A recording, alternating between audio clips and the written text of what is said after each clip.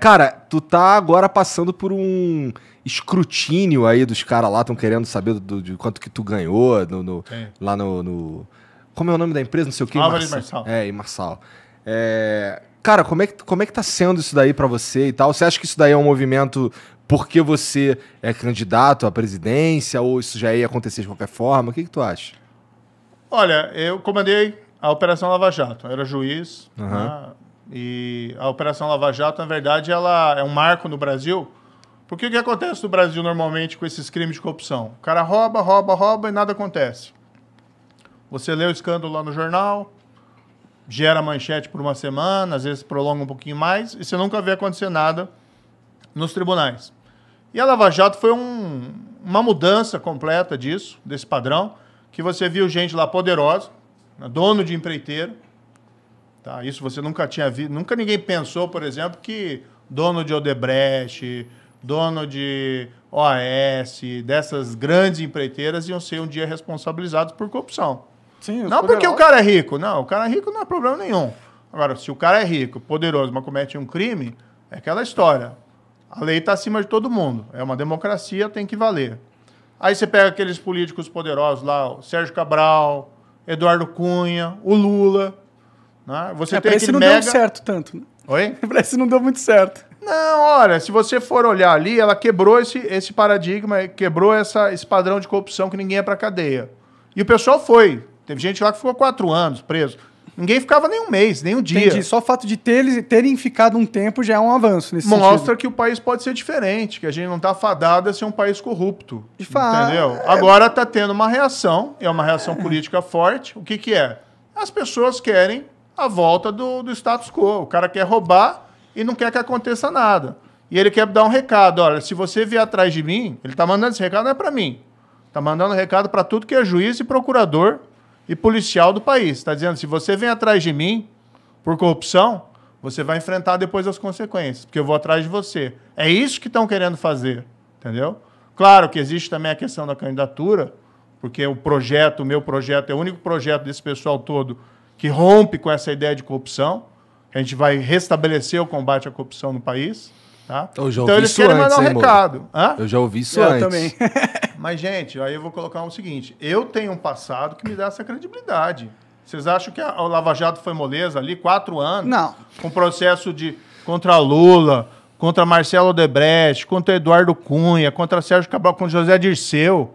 Esse pessoal é poderoso. Tá? E a gente estava lá, você acha que a gente não teve pressão na época?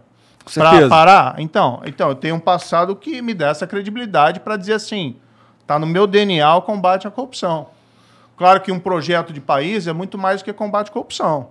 Você tem que pensar em emprego, a inflação está terrível, está uma porcaria. Tudo, relação internacional. O presidente é tipo o trabalho mais difícil que tem. Exatamente. Agora, isso eu posso segurar para vocês.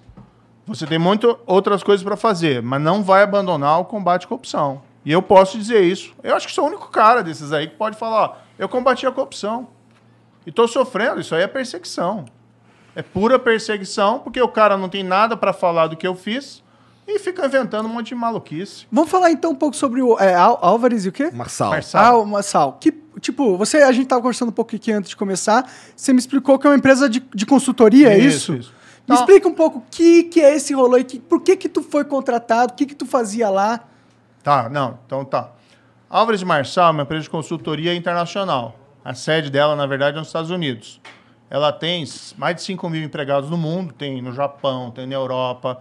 É como se fosse essas empresas como Ernst Young, Deloitte, né? Faz consultoria, auditoria. A diferença é que a Álvares Marçal não faz exatamente auditoria, mas é uma empresa que tem um puta nome.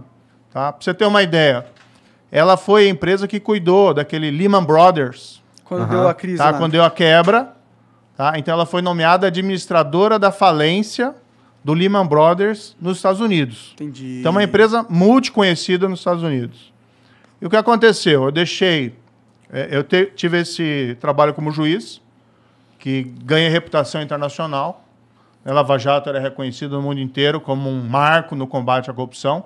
Gerou uma onda de anticorrupção no mundo inteiro. Depois eu até tenho umas histórias que eu posso contar que são interessantes. Legal. Tá? Fui para o Ministério da Justiça.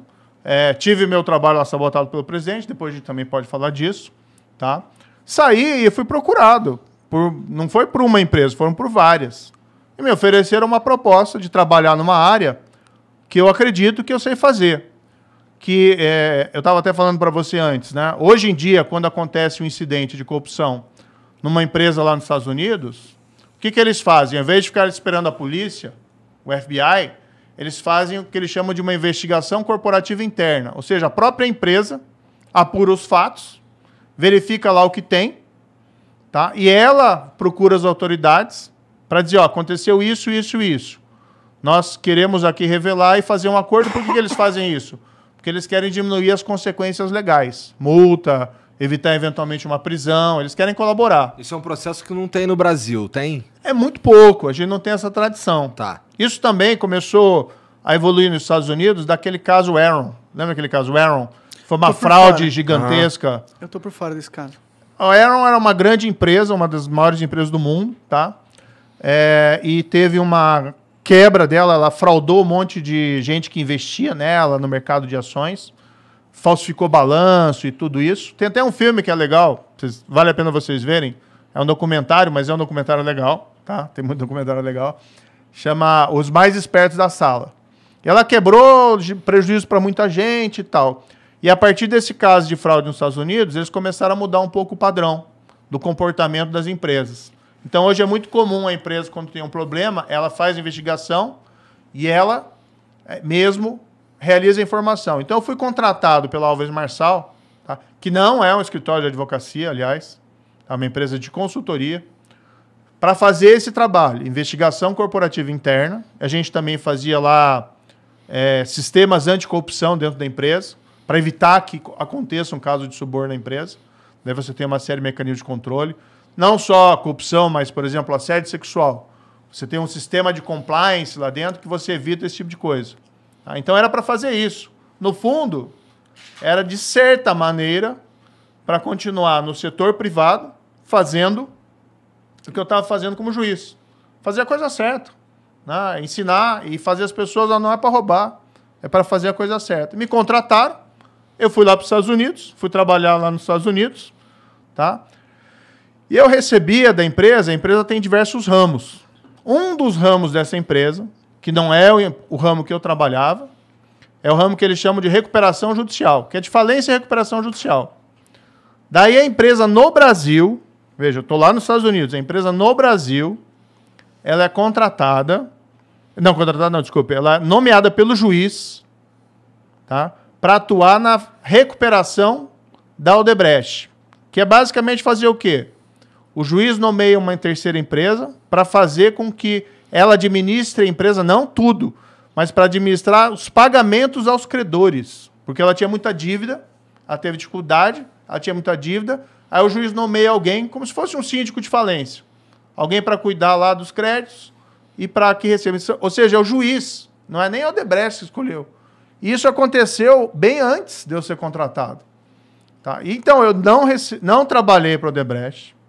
Meu contrato proibia que eu trabalhasse para qualquer empresa, prestasse serviço para qualquer empresa envolvida na Lava Jato. Eu que pedi isso. Legal. E eu recebia por um CNPJ diferente do CNPJ do ramo da empresa que recebia esses pagamentos lá pela recuperação judicial. Então o pessoal mistura umas coisas malucas. É que eles usam isso, né? Porque, tipo, o Moro saiu do governo e foi trabalhar na empresa que hoje presta serviço para a empresa que o Moro pôs na cadeia, entendeu? Tipo, a manchete está meio que pronta aí, eles vão usar isso contra você mesmo que não seja verdade. Mas é mentira, né? Quem recebeu pelo Odebrecht? Quem prestou serviço pelo Odebrecht foi o Lula. Isso está lá nos autos comprovado. Né? O Lula recebeu pelo Odebrecht. Teve muito político que recebeu suborno pelo Odebrecht.